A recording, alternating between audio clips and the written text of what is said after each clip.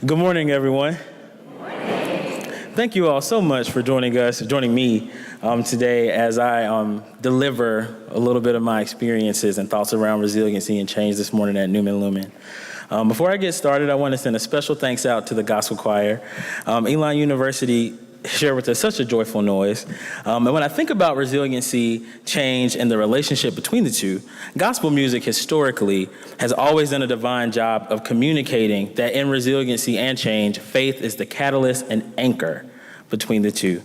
So I couldn't thank Elon University's gospel choir enough for raising up this classic and traditional piece of African-American culture since we've arrived here in the Americas, and I applaud you in your continued efforts.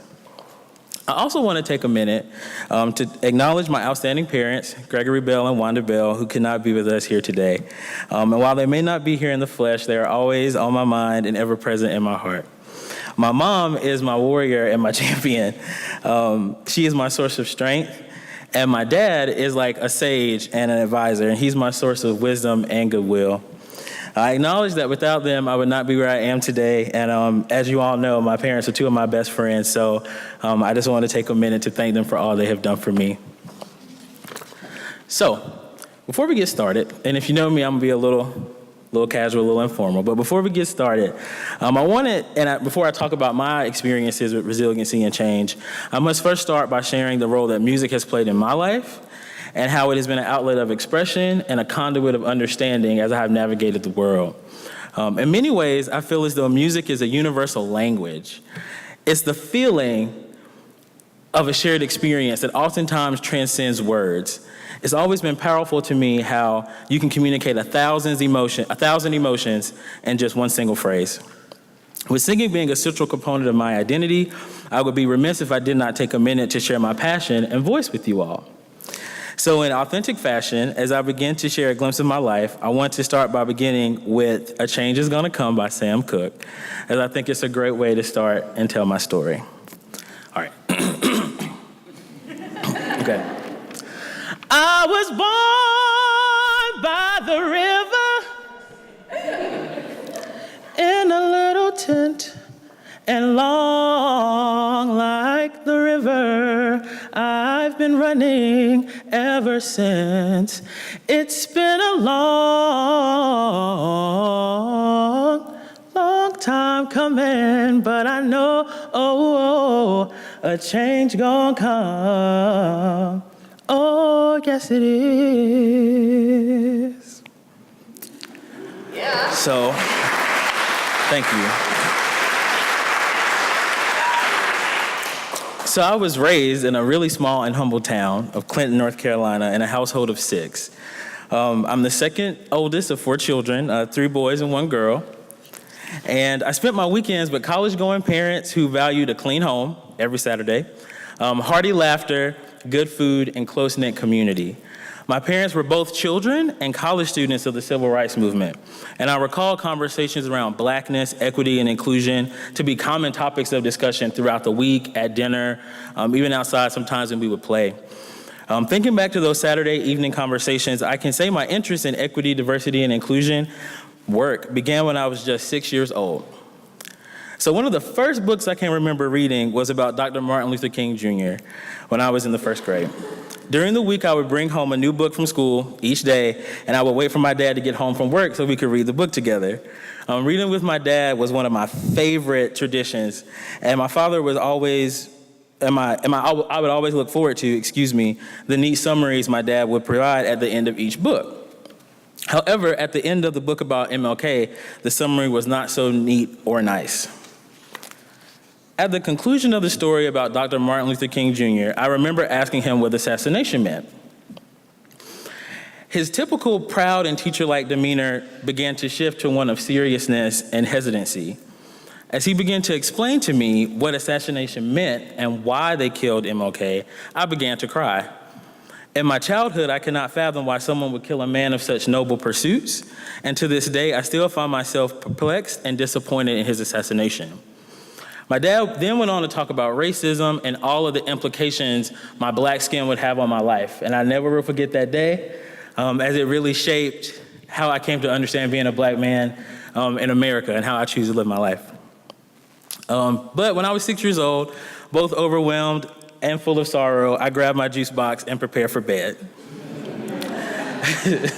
So as a chubby 6-year-old, my interest in equity and inclusion was officially established. Growing up in Clinton, North Carolina, I began to take notice of the racial dynamics and tensions of the small town.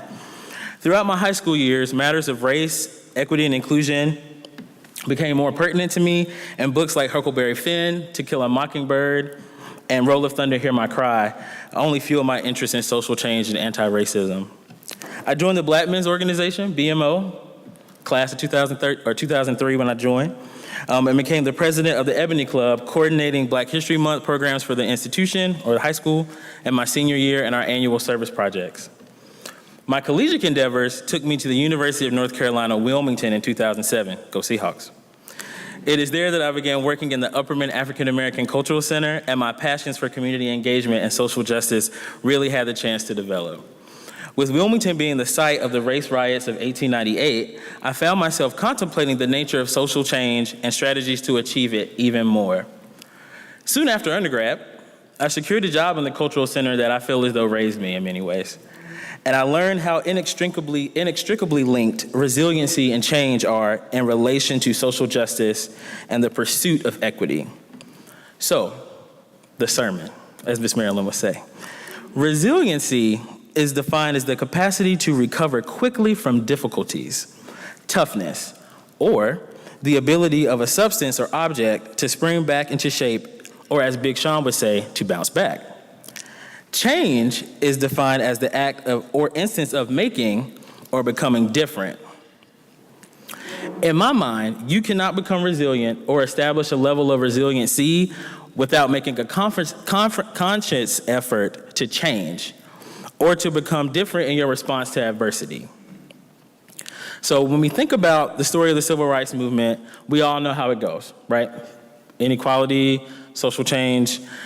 And we oftentimes see or think about Black communities as being resilient as a result of that adversity.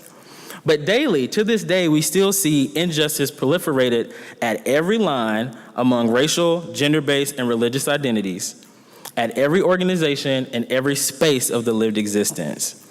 As persons, groups, communities, and nations continue to grapple with these seemingly persistent injustices, the marker of our resilience will be indicated by both our willingness and action to reshape our notions of understanding, to make the lived experience better and equitable for all persons that inhabit this earth. We must change. I learned this lesson in prime time as I prepared to arrive at Elon. I joined the community June 26, 2017, just one day before my 28th birthday. As I found myself preparing to join the Elon community, one of the many things that stood out to me was Elon's motto, Numen Lumen. Latin for spiritual and intellectual light, I conceptualized Elon to be an institution that recognized that humanity lies at the intersection of intellectual pursuits and a soul-centered drive for growth that would prompt self-actualization. I consider Numen Lumen to embody the nature of both resiliency and change.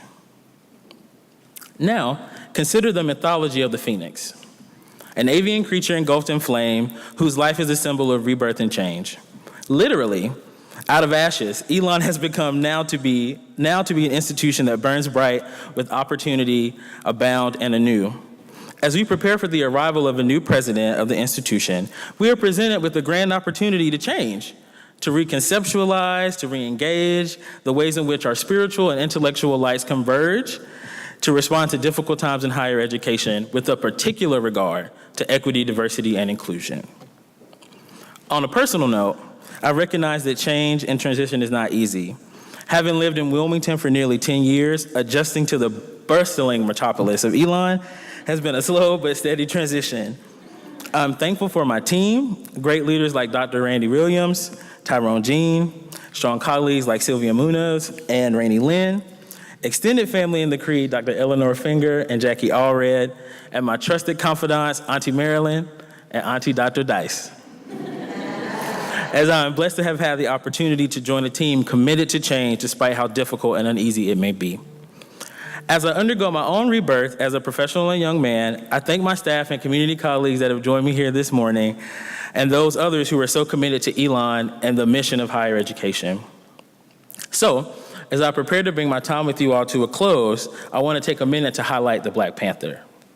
So I had the joy and privilege of watching Black Panther for a second time last night and found myself with the same wide-eyed wonder I had the first time I saw it this past weekend. Now, I'm sure almost all of us by now have heard about the Black Panther movie or some aspect of the movie, but I would like to share with you its impact on me and its potential impact on us all. Despite the political organizations that might come to mind when you hear of this fictional comic book superhero, or the political or global themes presented in the film, at 30,000 feet, Black Panther presents a strong what-if scenario. On that note, as we think about resiliency and change, I leave you with the question, what if all of Elon could come together in the name of social justice and equity in all of the spaces that we inhabit? Will Wakanda be such a far-off and imaginary place? What kind of beautiful spaces could we create as a result of unified change? May the spirit of Newman Lumen be with you all, and thank you all so much for your time.